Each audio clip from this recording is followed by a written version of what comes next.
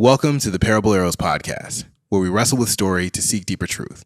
We believe that engaging with the art of the world can help us discern more of what God, as the true artist, is trying to reveal in the beauty of his story. Join us as we discuss movies, ideas, and practice engaging with art, God's word, our thoughts, and each other.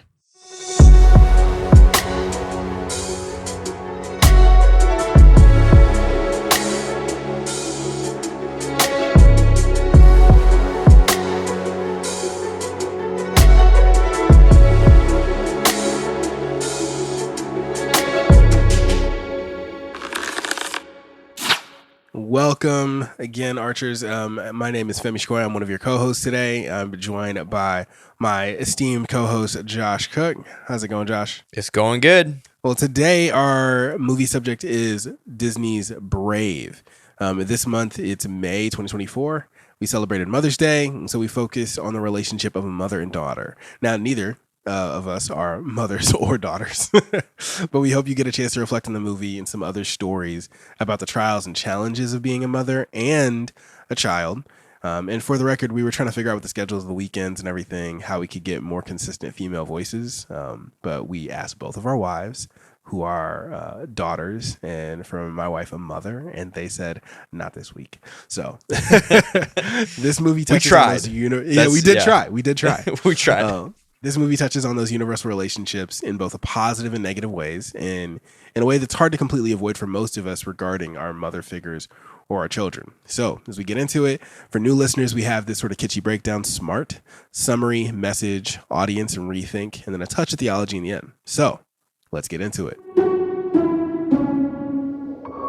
All right, I'm going to give the summary. And this is a spoiler alert for Disney's Brave that came out 12 years ago. In the Highlands of Scotland, we meet Merida, a young girl who's given a bow for her birthday, out with her family, King Fergus and Queen Eleanor and their staff. And after an encounter with the Will-o'-the-Wisp, her family is attacked by the dark bear Mor'du.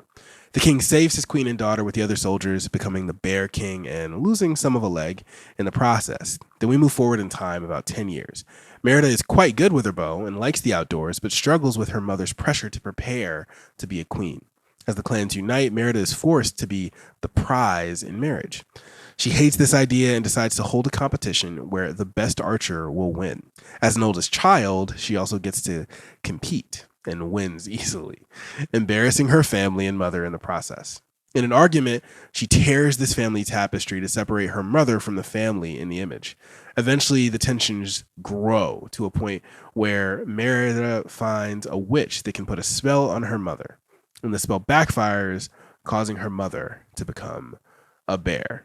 Not great if your dad is the Bear King. The challenge of hiding the secret grows, but so does the strength of the relationship, as seeing her mother in this vulnerable state allows Merida perspective. It gives her this ability to see her mother in a different light. They also realize that Dark Bear, Mor'du, is the victim of a similar spell from a time of conflict between the clans. His family rifts were never healed, and the bear of him took over. Merida races to heal her mother before it's too late and convince the clans not to kill her mother as a big bear. After another attack by Mor'du, the Dark Bear is killed, and his spirit is released. He thanks Merida. Merida quickly races to cover her mother with the tapestry to so-called heal the wound torn by pride, but nothing happens. In knowing the fact that she's going to miss her mother, she unknowingly heals the wound by removing her pride, and her mother changes back into her human form. And this becomes a lesson for the other clans and Merida and Eleanor. And Merida and Eleanor are reconciled and create a new tapestry, and then they enjoy each other a lot more as the movie closes. So that is Disney's Brave in, 3 minutes. But that's the summary. Let's go ahead and get into our message section.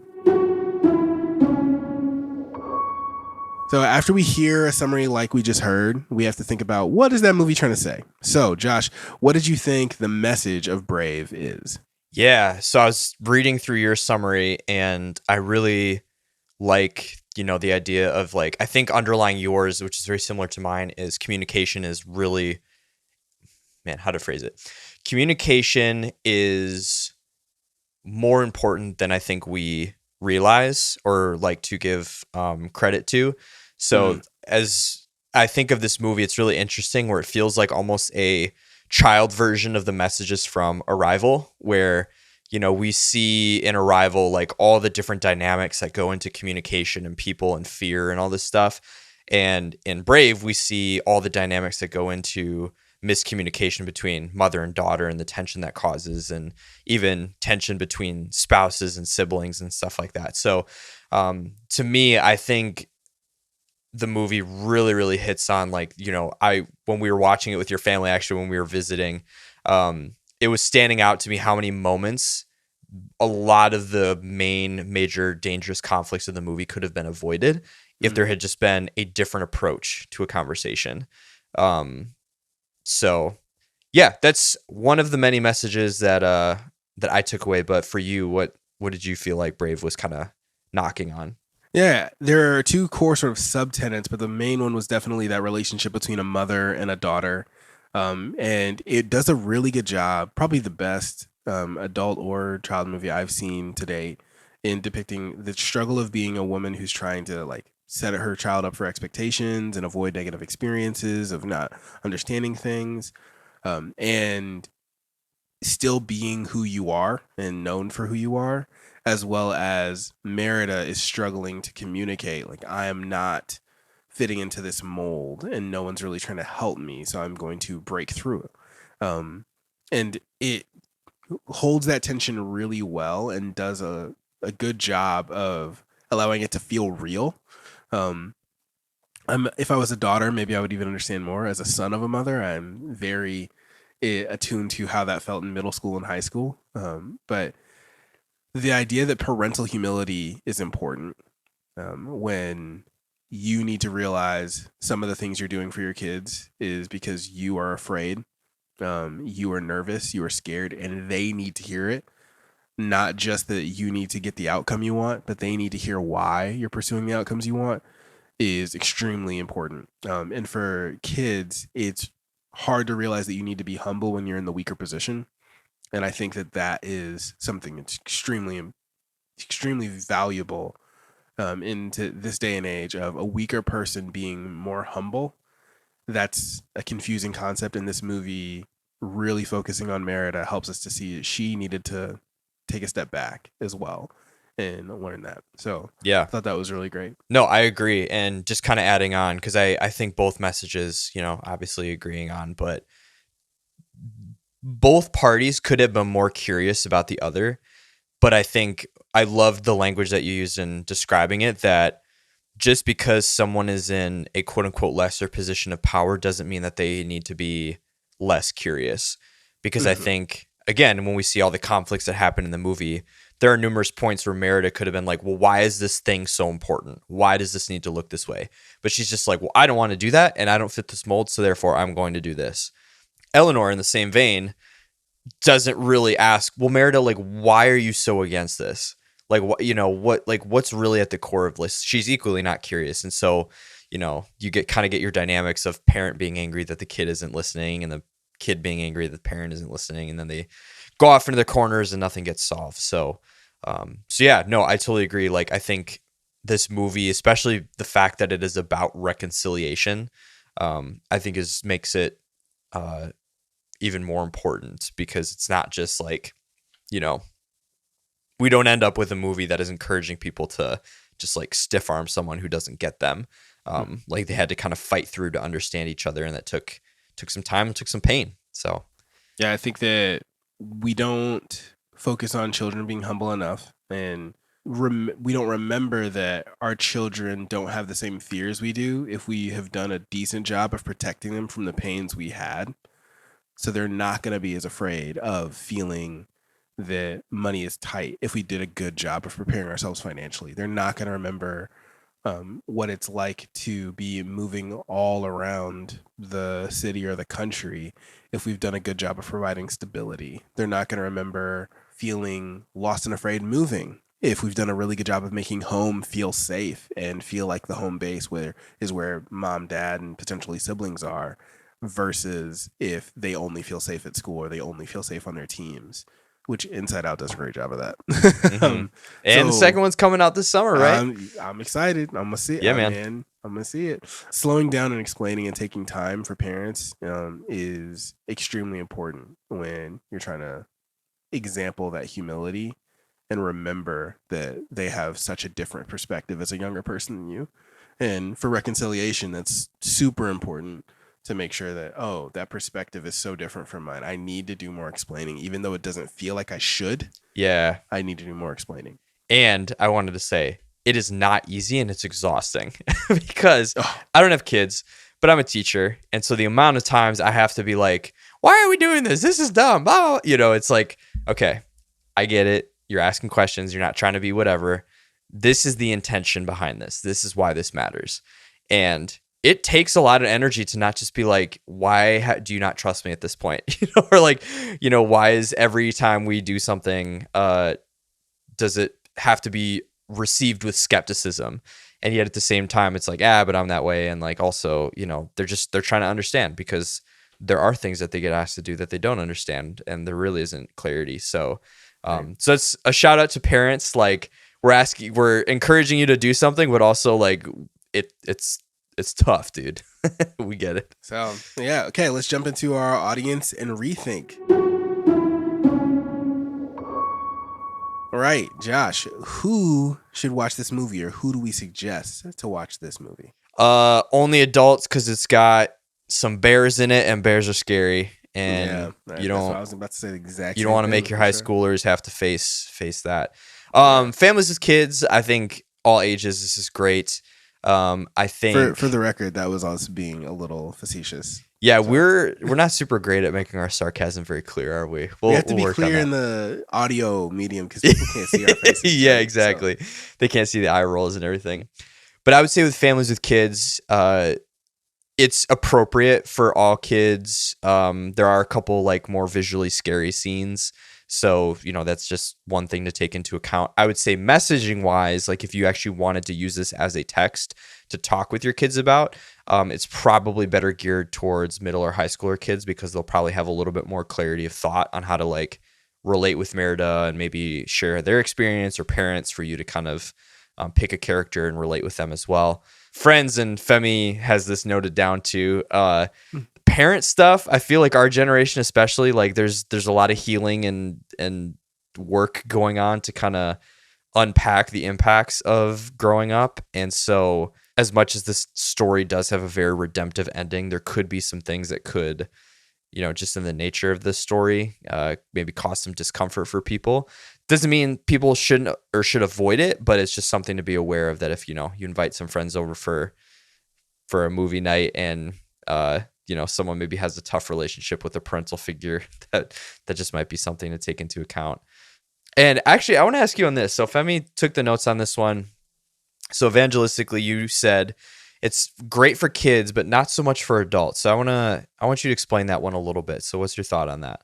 Yeah, I think that because of how much healing is going on in like adult parent relationships right now, Sure. and the rise of therapy, the rise of therapeutic conversations, the clinicalization of relationships, talking through this movie and the strengths of the film when it comes to reconciliation, I think are harder because it's wrapped up, one, a little neatly in the movie's structure.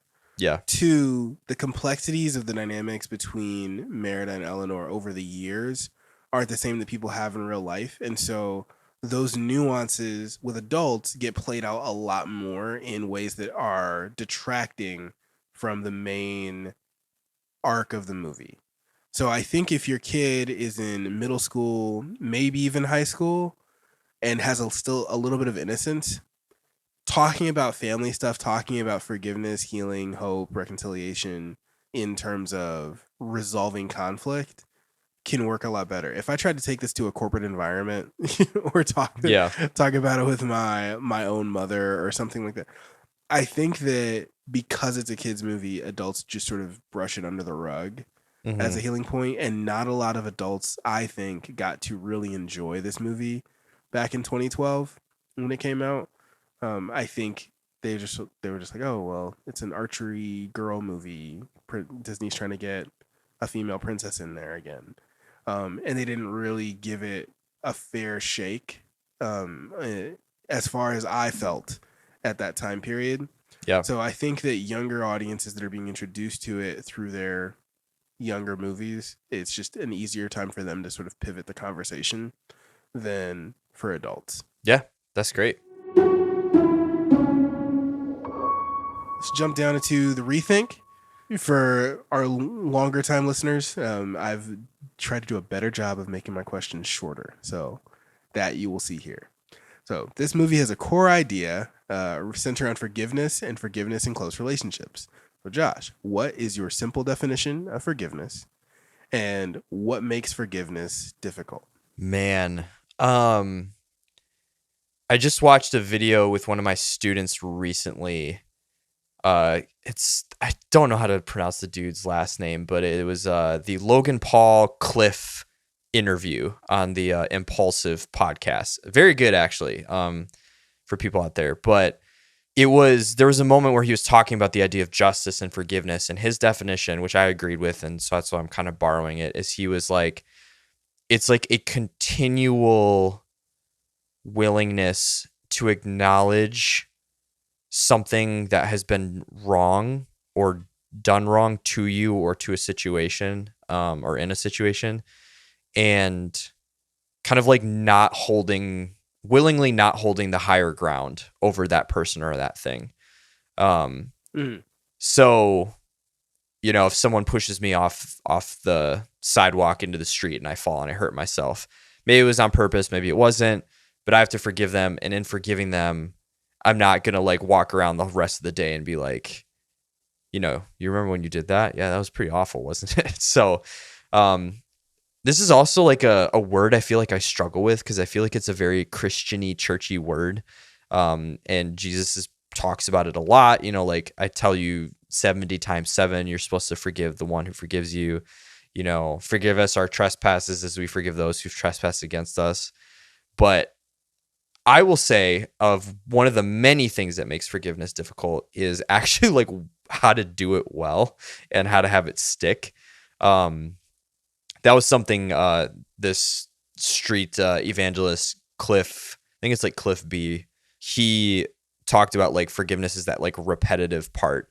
And I don't know, man, like I actually kind of struggle to talk about like I'm trying to rack my brain about like what makes forgiveness difficult. Mm-hmm. Part of me is like I could say I've forgiven certain people, but then memories will come back and I'll be like, oh yeah, that person hurt me and I'm mad at them for that. And like, that's a moment I have to forgive. And it'll be like weeks later and that thing will come up again and I have to forgive them then. So it's like this repetitive task that like doesn't end. So I think I don't know if any of that made sense. I'm kind of also verbally processing because I'm not sure. But let me read this and see if that helps because I wrote down my answer because I was like, if I don't talk that much, it'll be good. Keep me short. Forgiveness is choosing to not treat a person based on how you feel about a past interaction, whether correctly or incorrectly interpreted. Instead, choosing to remember those feelings and events, but extend grace to establish connection. It doesn't mean that the connection will be established. It doesn't mean that somebody accepts the fact that you forgive them or even acknowledges that they did something wrong. But the forgiveness part happens beforehand. The relationship and the healing part, I think, is separate. I think one of the things that makes it hard is, like you just said, remembering how much the thing hurt. Mm-hmm. And if you remember how much it hurt or how much you lost, it makes it so much harder to forgive a person because you will think about your pain. Pain is now. Pain is every now. And forgiveness is like an ideal, right? And if it's worse and they have refused to acknowledge your feelings or stuck in their own feelings so they don't hear you talking about how you feel because they just think about how they feel, that can make it hard because it feels like nobody's saying something wrong happened to me. Mm-hmm. I know something wrong happened to me and nobody's saying that I'm not crazy. And now that could be for different reasons, sensitivity. Like if you put a kid to bed and they don't want to go to bed, they could be like, no one's acknowledging that I feel bad. Yeah. Yeah. Like, yeah, after a while, like we know that you feel bad, but you got to go to bed. Those things make it hard for me at least. And I think for a lot of people, if I remember, if they refuse to acknowledge it, or if they are not even acknowledging it, but they're just so focused on them, they can't even see me. It makes it hard for me when I forgive them. Mm-hmm. Like to act like nothing is wrong, to act like I still want to establish connection with a person who's refusing me, who's not listening to me. Like that's hard. But I think I also agree with that continual process, right? Forgiveness is super difficult. And that's all we really have to say about that question is like, yeah, we want you, listener, think about your simple definition of forgiveness, whatever it may be. Could be similar, could be different. And what makes that difficult? Yeah. Right. Does someone have to acknowledge it for you to forgive them? Or does someone have to acknowledge it for you to reconcile? Right. That's two different things. Okay. Yep. Second question would be, what are some things Queen Eleanor could have done to try and reach Merida emotionally while trying to explain the kingdom expectations of her? Yeah. This is tough because I'm not a parent and I am a kid who actually my mom and I were just talking about this recently. So shouts out mom, who will probably listen to this. Thanks for the support. I remember a distinct, and actually it's kind of ironic because I have a giant angry Titan Aaron poster behind me.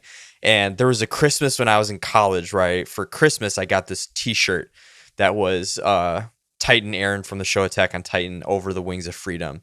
And she made some comment about it being like really ugly and like, just like, oh, why would you wear that? Like something that it was like, I knew she was trying to joke, but I knew underneath the joke, it was serious.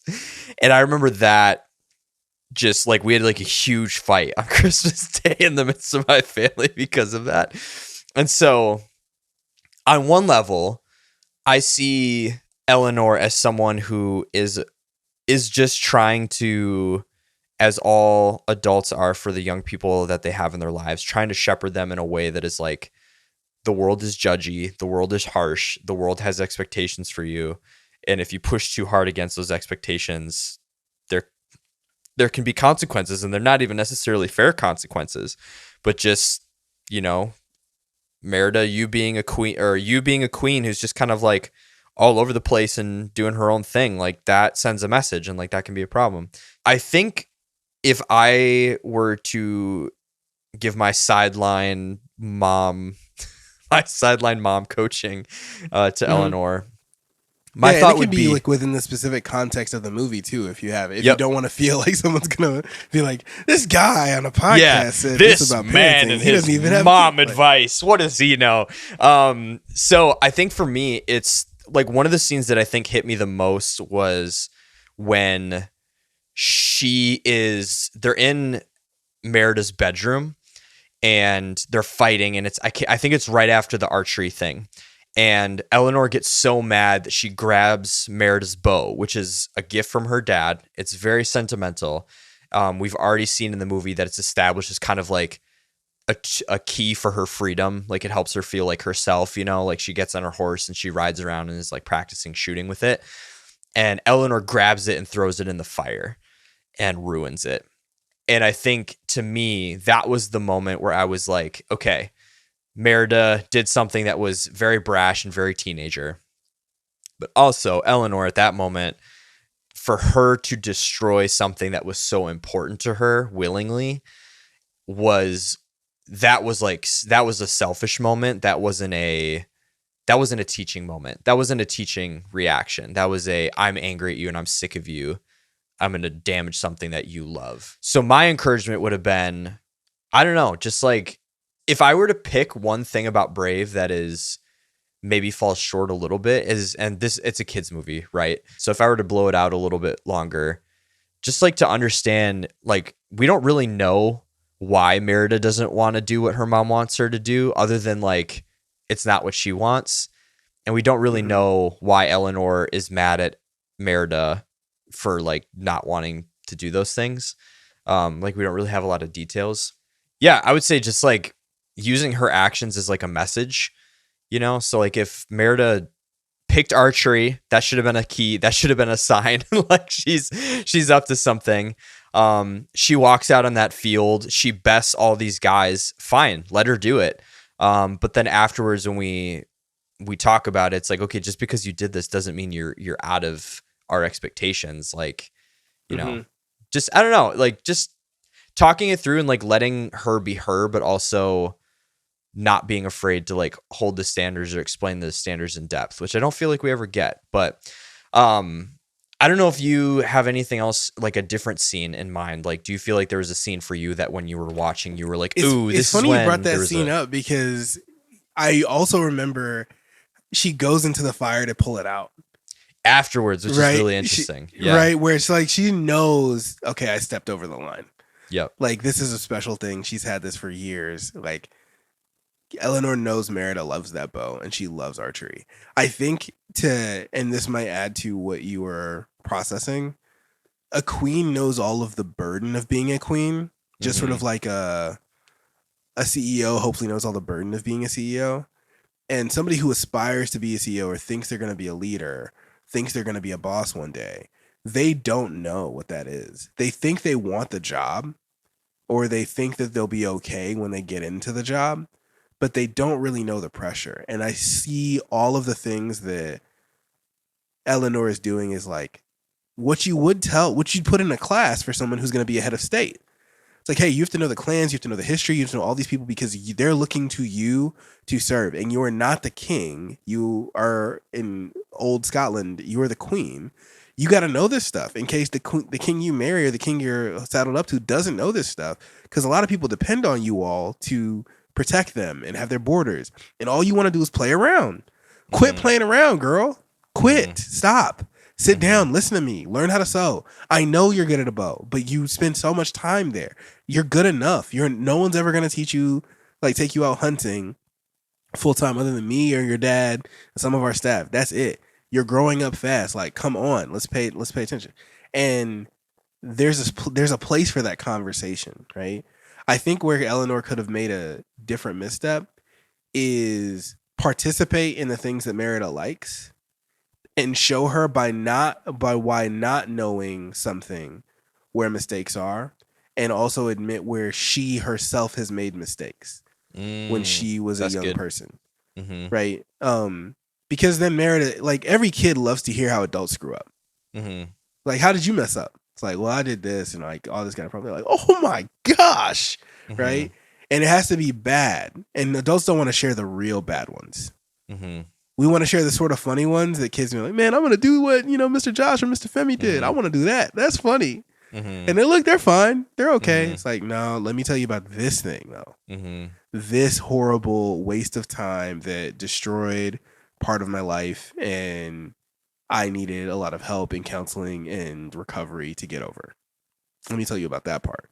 Then you'll realize why I don't want you to be surfing on the internet like after 11 o'clock, after 10 o'clock.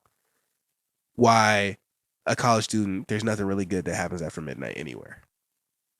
Right? You don't have to stay out of the party that late. You don't have to do that.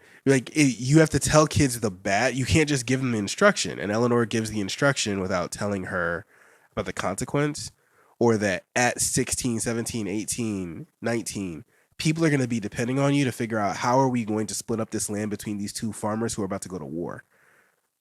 Merida's just like, I don't have to worry about that now. Let me go ride. Let me go hunt, And so telling that would be really helpful, and enjoying being with your daughter as much as you get her, right?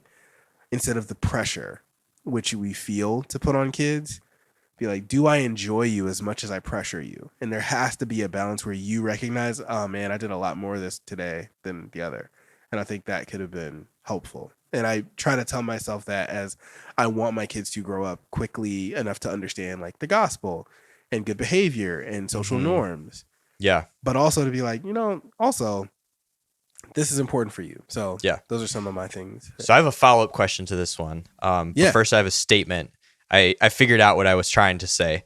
Rules without relationship is rebellion. I think my dad said that when he and your dad visited our show. It's an old Josh McDowell quote. And I think when we see Merida and Eleanor react, it doesn't seem like there's really a relationship there. When she was young, there was, like we They're see them playing, yeah. playing and they're playing and all this stuff, but like we see how the movie progresses that there's this like distance that happened. And in the midst of that distance, there was a relationship that was lost. And in the loss of that relationship, it seems like there was an influence that was also lost. And so I think I've even experienced this in teaching, that if you try to shortcut connection, that is where you start running into trouble with trying to reach and encourage and uplift students specifically to make wise decisions. Is like they want to know that they can trust you, and that takes time.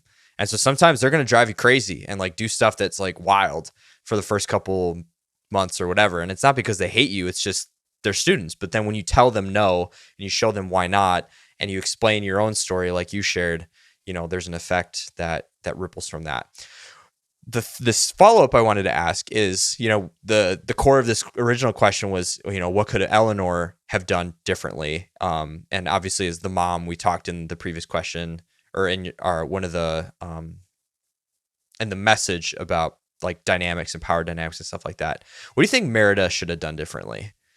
Because I think that's something that I'm trying to think through is like, we can tell her like, oh, you shouldn't have been so prideful. But like she equally is guilty of not pursuing her mom in relationship, right? Like she takes the horse out and runs off, and like she does all these things and she causes mischief and trouble. So what do you think she could have done differently to deal with, maybe some of the tension that was going on? It's hard because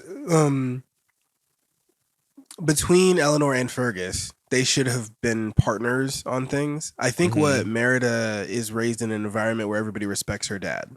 And this is something that I see for athletes as well.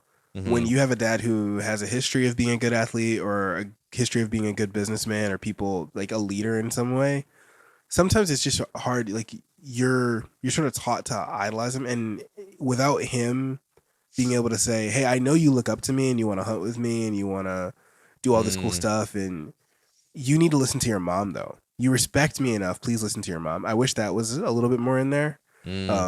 And I try to tell my kids, like, do not look to me just because I can be scarier than mom. I want you to listen to your mother the first time because she is doing a lot and sacrificing a lot. I think Merida didn't see all the things her mom couldn't do because she was being the queen. All the fun that she was able to have is because somebody set up a system for her. And I think the same relationship stuff goes forward the other way of, if you want to rise in the ranks of anything, you need to form good relationships with people on the way up.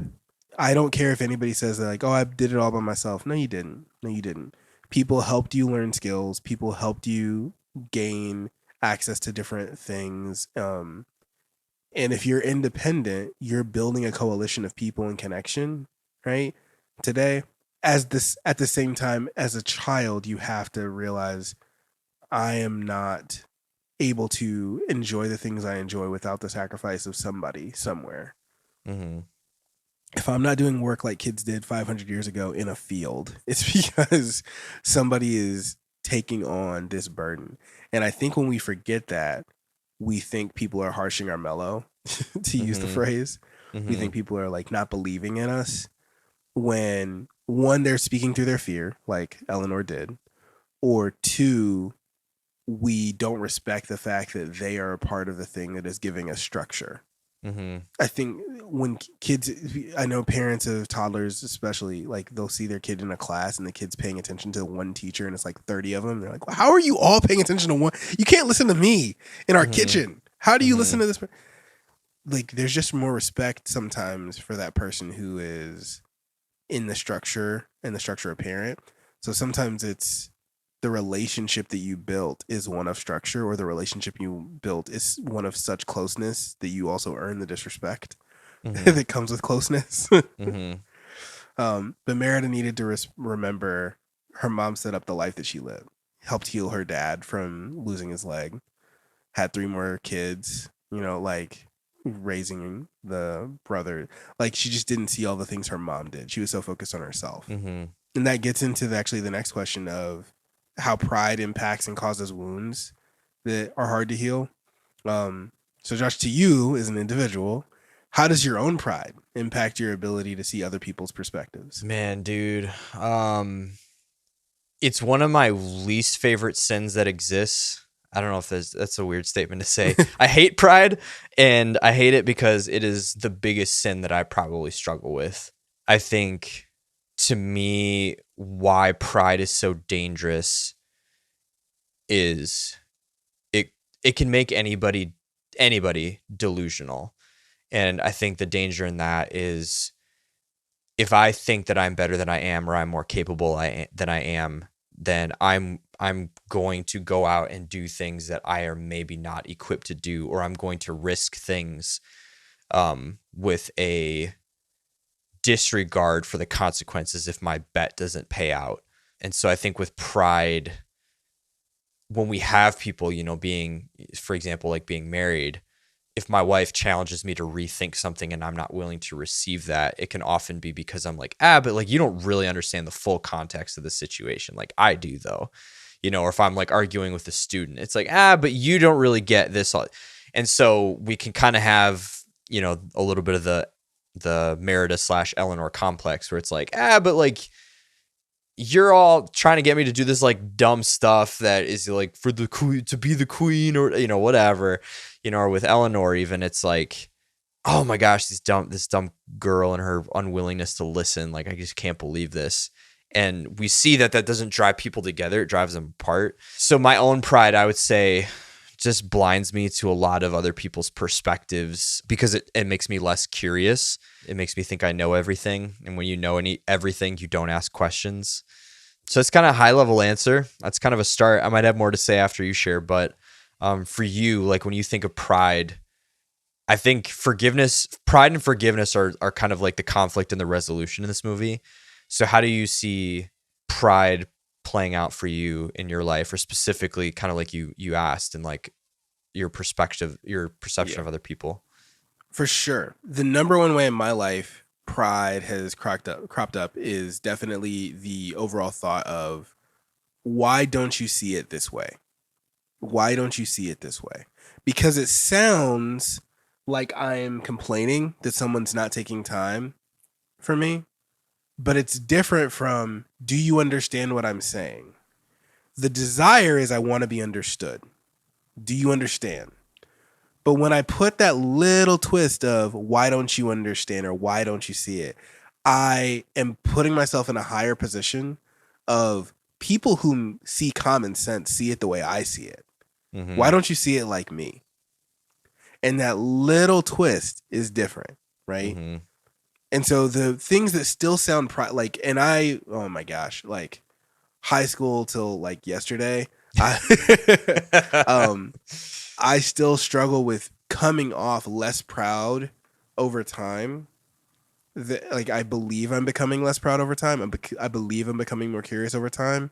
But because of the past, and especially with certain people close to me, I've set such a later groundwork of being proud about my accomplishments, and being proud about my skill, and proud about my ability to think, and proud about my creativity, that I haven't done two core things. One, be curious enough about other people.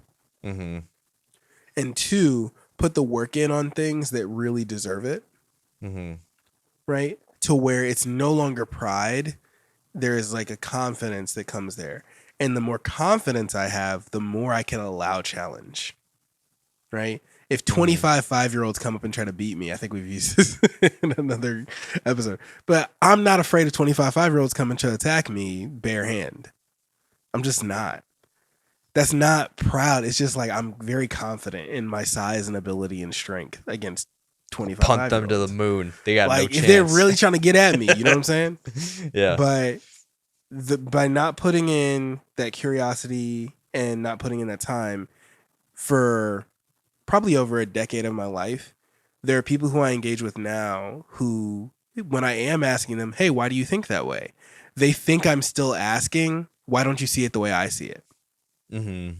And I'm really trying to get them to be like, do you really believe what you believe? Can you really explain it? Can you help me? Because I'm curious, because I don't think that way. Mm-hmm. but it comes off as, why don't you see it the way I see it? Mm-hmm. And I'm really ashamed of that. The second one is a lesser one, but it's more prescient because it's caused more pain, I think, with just assumptions of people of faith that I've had, Mm. of where they are either are in their faith or where they are in their relationship to me and what they would be willing to communicate with me, of people who've just taken different steps in their faith journey or seemingly stepped away from the family of faith or have changed in a big way that I wasn't ready for. Mm-hmm. I was like, why didn't you tell me? Why didn't you, like, why are you doing this thing that I think is wrong? Blah, blah, blah, blah. And I just don't know anything about their journey. I just didn't ask questions first. Mm-hmm. I wasn't curious enough first. I wasn't patient enough first. I was just like, that's not good, and stay away. Right? Mm-hmm. Danger, danger. So those are areas where pride has cropped up in switching my questions from why don't you see it the way I see it to could you help me see it your way, or did you hear and understand what I was saying? That's a huge thing. It seems like a small thing, but it's a huge thing attitudinally, to be curious. And then the other being like assuming that I know the other person's perspective, especially in the family of faith, and not being curious enough, like, could you say that a little bit more? Mm-hmm. And making sure I don't attack people within the family of faith too Yep. soon, and making sure people who I thought were in the family of faith or thought they were strong in faith doing something that I think does not signify that I'm not judgmental of them. Yeah. The third thing, which is not like an easy thing, is just not putting enough time into a thing. Mm-hmm. If you are too proud, you don't put enough effort into mastery, and therefore you think you know something more than you do. Mm-hmm. And that is a huge factor in expecting different level of performance of something than it deserves. You're like, I put all this work in, I know all this stuff, and something doesn't do what you want it to do, and you're like, something's broken in the world. It's like, nah, you just didn't put it. You think you put in time, but 1,000 hours is a lot. 1,000 hours, not 10,000, right? Which is the 10,000 hour rule. Like 1,000 hours is a lot. And that takes, if you're a high schooler, 1,000 hours would be you working a summer job, like 10 weeks, and then half of a summer. Then you would actually know that job. Mm-hmm.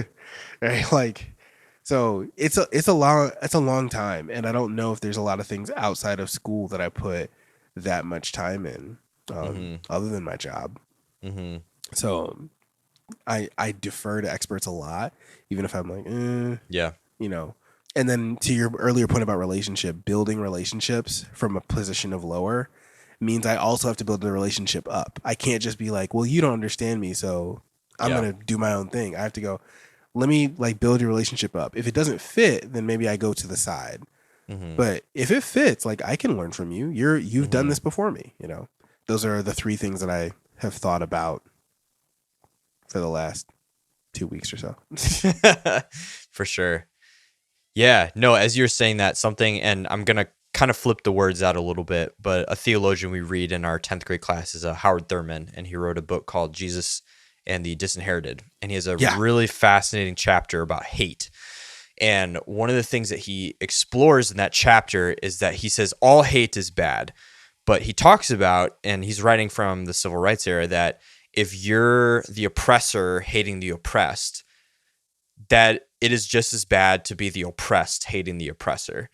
And for a lot of people, I think that would be like blasphemy to say that, because we would say if you're on the low end, whether it's you're the grunt employee at Amazon, or you're the daughter to the mother, or you're the whatever dynamics you want to put into it, we think that the bottom up is always fair game, punching up, right? That's our phrase. And I think with pride is kind of baked into that, where like I think one of the other things that makes pride dangerous is it makes sins way less problematic than they should be. And it's really good at twisting a sin. So like hate, like taking the opposites of the fruits of the spirit and just seeing what those play into. So like hate, like, oh, I'm better than you. Oh, I know more than you. Stuff. Yeah. Not having to be kind. Yeah. I don't need to be kind to you. You do this and this and this because you're not as good as me. So you don't deserve it. Oh, you don't deserve my forgiveness because this, and this. Like you haven't earned that, or I'm not going to give that to you. You know, like it gets really dicey really fast when we have the ability to elevate ourselves above anybody, whether we're below or above them. But to that, if it's cool, I'll segue into our last one, because I'm really kind of racking my brain around it, is like the effect that our pride has on our relationship with God. And I think that's kind of where that thought was coming from for me, of like the way that we can manipulate how bad sin is, or the sins that we can justify through our pride, and kind of almost changing the language of like, well, I'm not hating somebody. I'm quote unquote holding them accountable because I'm a good person. I don't hate people. I do X, you know, like, and flipping some of that. But I feel like when we get to the pearly gates and, you know, we have like our last judgments or whatever, I'm really scared to see how many times the pride word is written on my transcript. Like, it's going to be up there a lot. So I don't know, like I'm just trying to think through like how undermining having not even an awareness of pride in our life could impact our relationship with God. So when you were thinking of this question, like what were your thoughts on it? Like, do you feel like you have something in Christian culture or verse or something in your own life that kind of explains what that looks like? Not as much. I don't think of a verse or something in my own life as much as just the idea of pride. Like, we're about to get into June. June is in the United States called Pride Month now. Mm-hmm. And like, pride is not good. Like, Mm-hmm. to say we are like to use a different phrase of we are no longer as oppressed as we used to be. I know a month for the LGBTQ plus community is not as catchy. That I am not ashamed. That could be different. But pride is a hard one for me as I get older because it's the elevation of self. I think that's what we look at in the garden when Eve is given this choice to listen to the serpent or not. He is basically saying, "Don't you think you're good enough to get what God has? Not just, can you really trust God? It was, don't you trust yourself to pick what's good for you? Don't you believe in yourself? Don't you know?" And in the same way that like I don't read my Bible enough, if I'm using the same 1,000 hour rule, right? Mm-hmm. There's plenty of time for me to read and to realize I don't know as much as I think I know about scripture. I don't think I really understand how much that is an insidious thought that comes into my head, that like I know better. Mm-hmm. That's why that question of why don't you see it the way I see it is so different from can I explain what I'm thinking or can you explain what you're thinking? That's very different than don't you see it the way I see it, because it's about me. You got to see it my way, not me understanding you or making sure I'm being understood. And God is like, I know, I understand. I really do. But your pride of wanting to like, God, don't you see it my way? What about what I want? What about these things that I can get for me? I see it and I take it, which is a theme in the Old Testament. I see something as good and I take it, whether it be fruit from a tree or a woman or land or whatever. And that's just so much worse than what Merida actively does to Eleanor in the movie. But gosh, Eleanor has a hard time even dealing with that. I have a hard time dealing with my toddlers. Like, and his forgiveness, therefore, he is not to be questioned at all. And my pride still gets in the way of me. I deserve nothing but being cast out from his presence. And he's like, oh my goodness.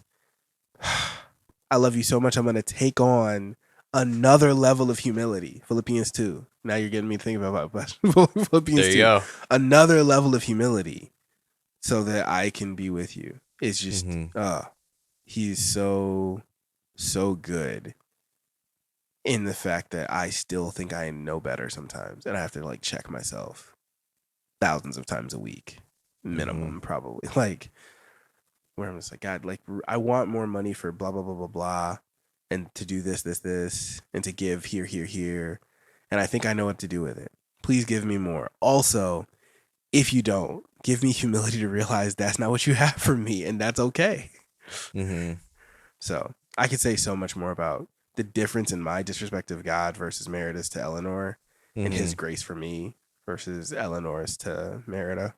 You?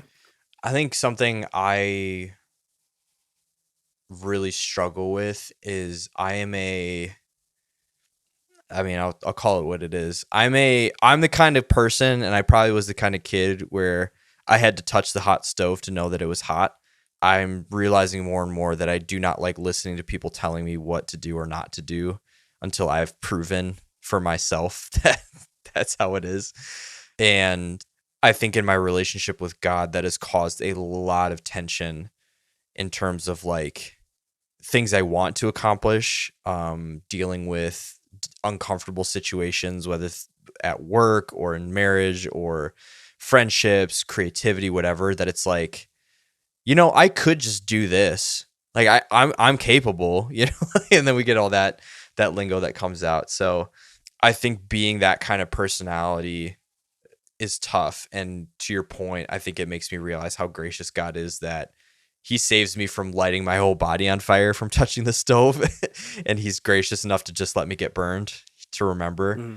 Still trying to figure out how to navigate out of that. But I think that kind of, that's a good reflection for me. Thanks for sharing, man. We'll try to do this a little bit more. We're going to jump into our next session, but before we do, we want to make sure that you take not this conversation, but your own conversations of all the things you're watching and do some of the same things. Absolutely. Take some different perspectives. Think about it more. All right, let's jump into theology. As Christians, it's not just our thoughts as in our discussions, but it's the stories that we're supposed to be comparing to the truth to communicate truth. And that's where we lean on the Bible. So one passage we just mentioned was Philippians 2 about the humility of God coming down to earth for us to be unified. But we have some other passages here. I'll go through a few, and then Josh, if you want to share some that you had, all of mine are going to focus on mothers and family.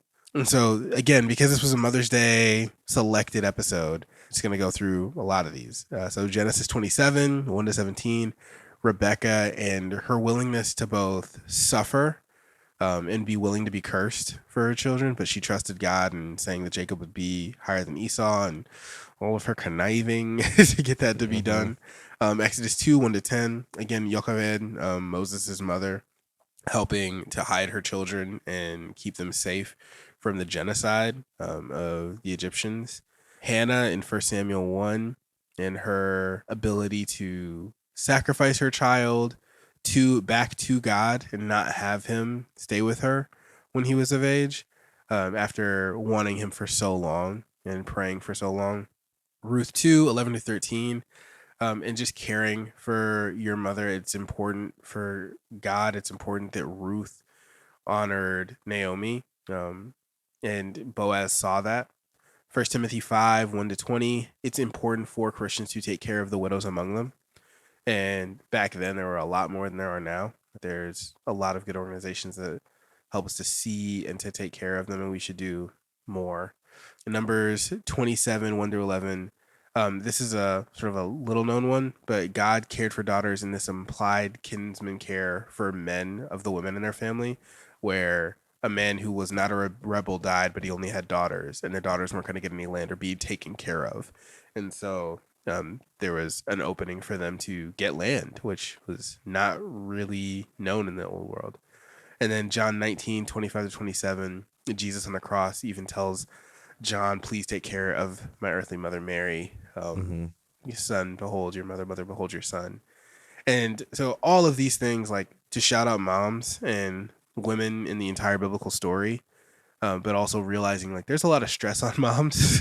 give them a break for all their emotions. They probably just have a harder time communicating all the things that they do.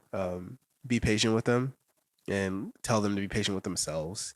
Love them well. But Josh, any other passages you want to add? Yeah, I would just say I think it's in the gospel. I can't remember if it's Matthew or Mark that has a lot of the childhood years of Jesus, where Mary is noted as saying she pondered these things up in her heart. I would highly recommend reading through those passages, and then reading through the crucifixion story, because I think, and this is actually something, shout out to my friend Vashti, who she wrote the monologue for Mary in our short film Sabbath of Sorrow. And something that just wrecks me every time I watch it with like people is one of the lines that she says is like, God is good that way, isn't he? That he would store up all these things for a time such as this, that when she was watching little Jesus run around, you know, God was helping the Spirit like store all these things of like, remember this, remember this, remember this. And then when Jesus is on the cross dying, to like be able to see beyond it, you know, and to still be in so much pain, and to have been like, I was promised this son and this child, and like I raised him and did all this, and like this is how it ends. At least as far as she knew at the moment. But yeah, I just think like, not to idolize Mary, but I do think Mary is a beautiful character in the Gospels. And so shout out to our short film Sabbath of Sorrow, and also to check out those passages of her story. So happy belated Mother's Day to all the moms out there. And that's all we made time for today. So thanks for the support. Peace. This episode was produced by Josh Erickson, Josh Cook, and Femi Shokoya, and edited by Josh Erickson. Our social media producer is Colton Mefford. We are currently self-supported. You can check out short stories, merch, and highlighted creators at parablearrows.com. You can also find us on Instagram and TikTok at Parable Arrows, or support us on Patreon. Thank you for listening to the Parable Arrows podcast. Think, move in faithfulness, and trust God. Pull back, aim high, let it fly.